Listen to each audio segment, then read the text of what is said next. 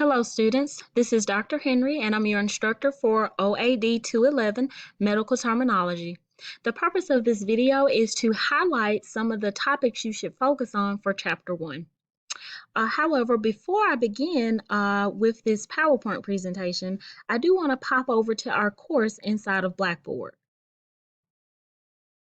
Alright, inside of our course in Blackboard, I do want to just call your attention to a couple of things. Make sure you always use the weekly assignment list to know when things are due.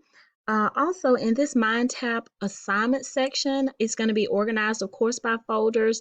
Depending on what kind of course you're in, you may see different options or assignments if you're in an online or virtual or face-to-face course.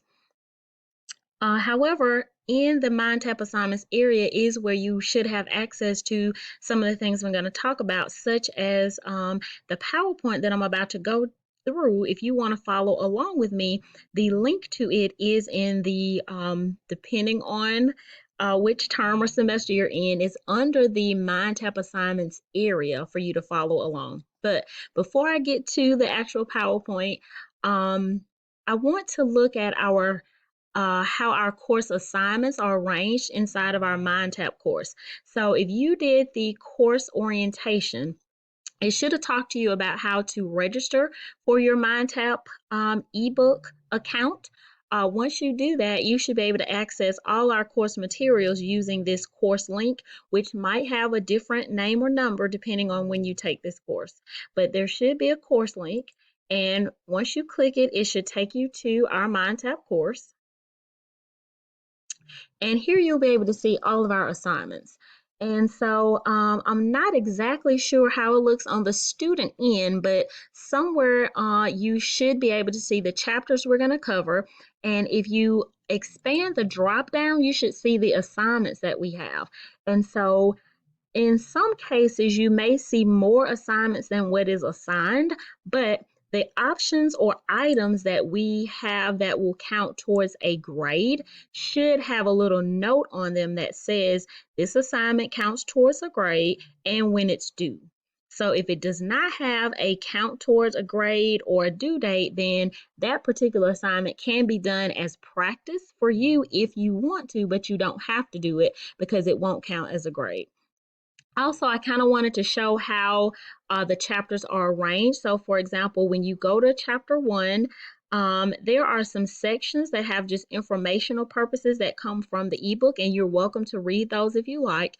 But definitely, if you are at a section that has gradable assignments, don't go to the very first assignment, especially if you haven't read the content. So this is chapter 1, and the introduction is the first thing you can click on to read.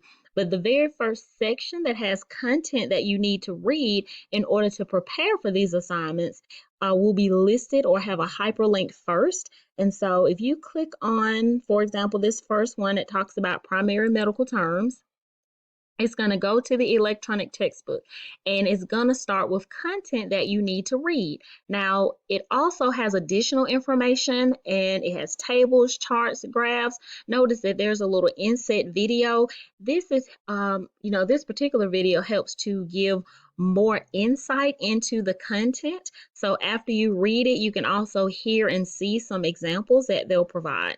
So I do encourage students to take advantage of these as you're reading through the content, but this content is leading you up to the graded assignment. So the purpose or the hope is that you will read the information that you need to know and then make sure you scroll from top to bottom because there is content at the bottom of the page.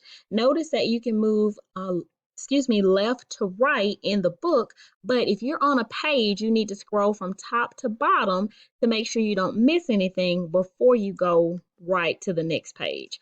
So as you can see, there are diagrams, charts. There are also insets that will help you with pronunciation.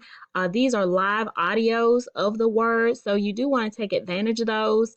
And so I'm just going to kind of move along because what I'm trying to get to is once you are ready for the first graded assignment, I want to show you that is embedded in the content. So hopefully it won't take me too long. I think it's 1-6 or 1-7, I think. But I did just kind of want to show you how the chapter quick checks are. Notice there are other additional videos, and I do encourage you to take advantage of those. Let's see. Okay, 1-6. And I was thinking it wasn't going to be. Okay, here we go. It's 1-6B. So after you've read and studied and viewed and listened to a certain amount of content, now we're ready for some quick checks, which are embedded in the chapter text. So these are graded, and you can see the list back on that other page when we go back, but you'll have a drop down. And so it will have covered a good bit of word content mastery with you. So you should be able to identify some key terms. So here you're focusing on word parts and what they mean. So this is a little quick check. It's kind of like a click and drag. So you would click on the word part and drag it to its meaning. And you do have an option to check your work if you're not sure. You can clear it and start over again before you're ready to submit it. Okay, so that's just an example of some of these embedded assignments. And so it's designed to have you read and review the content, the videos, even practice with the word pronunciations before you get to this section and before you move on in the content. Okay? So I'm going to close out of that. I did just want you to kind of see that and see here. Here's an example of an assignment that is labeled as practice because it doesn't count towards a grade. So students can do this assignment, but it would be for enrichment purposes. It's not a grade. So all of the ones, remember that, are gradable are listed. Okay, that's just all right. So some of the longer assignments. So after you've covered all the content in the chapter, you'll get to a section called study time. And in study time, you'll have chapter homework, which is about 15 to 20 multiple choice questions. And then you'll have a learning lab that further helps you with mastering what was covered in this chapter. And most of these assignments have multiple attempts. However, the test yourself, I think it has 2 attempts, but it might be average. So you do want to look at that. Once you click on it, the specifics of each assignment should be listed with it. So the test yourself does count as a test grade, but I do believe it also has 2 attempts on it. So if you don't do well on the first one, you can study up and take it again. All right, so I did want to cover that before I went any further, just so you'll know how to access your assignments and how you should make sure you're reading through the content before you just dive into the first assignment. If you have any questions about this, you can always email me. All right, so now I'm going to pop over to our PowerPoint. All right, so Chapter 1 discusses an introduction to medical terminology. All right, so the main topics covered in Chapter 1 are word parts, which include the root word, the root of the word, the prefix, the suffix, and the combining vowel. All right, so here it talks about that to understand word parts, you need to know how they work together to form the complete medical term. And this will help reinforce your word building skills. It'll also help you determine the meanings of words, even if you've never seen them before. Okay. It also lets us know that most words have their origin in either the Latin or Greek languages. All right, so 4 types of word parts. As I mentioned, you have the word root, which is the basis or core of the word. You have the combining form, which is with a vowel usually. You have the suffix, which is at the end, and the prefix at the beginning. All right, so let's look at word parts. So the word root, it cannot stand alone, even though it's the core. It is the basic meaning of the word. It usually describes the part of the body that is involved, and then it's going to have, and then there is a suffix that's usually placed at the end of the root, and a prefix is at the beginning. Okay, now let's look at combining forms. It includes a vowel, usually an O, added to the end of the word root, and it helps you with pronunciation. In combining 2 word roots, a combining form is added to the first word root. So if you have two, the combining form is going to be on that first one, and you'll see this as you go.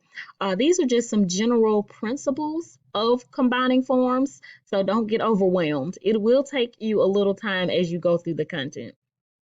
Okay, a combining form is used at the end of the second word if the suffix begins with a vowel. I know this is just another rule that you do want to take a note of. Okay, so here are some examples of word roots in the combining form. So for the spinal cord is myelo, for bone is osteo, for muscle is myo. These are just examples. All right, so the suffix. The suffix is added at the end of the word to complete the term, and it might indicate any of these, whether it is a procedure to be done, a condition that is had, a disorder, or disease. Okay, a combining vowel is used when the suffix begins with a consonant. So we need to review some of our English parameters where we look at vowels and consonants. So if you remember, the vowel is A, E, I, O, U, and sometimes Y, and every other letter is a consonant. So here it gives you an example, neuroplasty. It says begins with our word root, neuro, combining form, and the suffix plasty, it tells you what it means. So neuro means nerves, and the suffix plasty means surgical repair. So the combining vowel will be the O, and remember it helps with pronunciation. So you would have neuroplasty, meaning surgical repair of a nerve. Here's another example. Here, the vowel is not used when the suffix itself begins with a vowel. So here the suffix is itis for tonsillitis. Itis meaning an inflammation, tonsil meaning your tonsils. The combining vowel with an O is not used because the suffix itself, itis, already begins with a vowel. All right, so that's how you would put that together. Now, there are several categories of suffixes, and in order to not make this video get too long, I'm just going to kind of list them because the book does go over them in depth. But you have some suffixes that change the word into a noun, and so if you recall, a noun is a person, place, or thing. Some suffixes are have the meaning of pertaining to, which helps you to understand what the term is talking about. Another suffix category is an abnormal condition or disease. And another one is related to pathology, which is disease, and then procedures. There are also double R suffixes, which means they have two R's. And these are covered in more detail in the book. Next, we're going to look at prefixes. So prefixes is at the beginning of the word, and it indicates the location, time, or number, and it could be either of those. So for example, with prenatal, pre indicates before, nat is birth, ul is pertaining to, so before birth. There are also contrasting and possibly confusing prefixes, so you really want to take your time and study these. So for example, ab, which means away from, versus ad, which is towards. And there are others as well. So there's an entire section in the book that covers the possibly confusing and contrasting prefixes.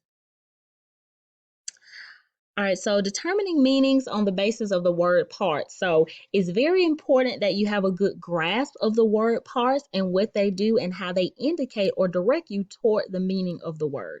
And this will take time.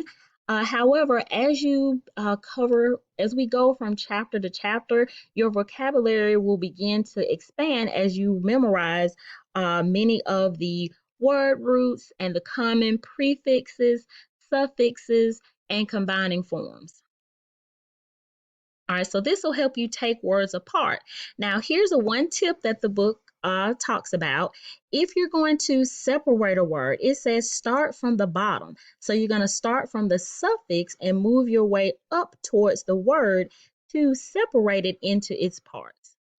Hopefully, this was a helpful introduction to you. Thanks for watching.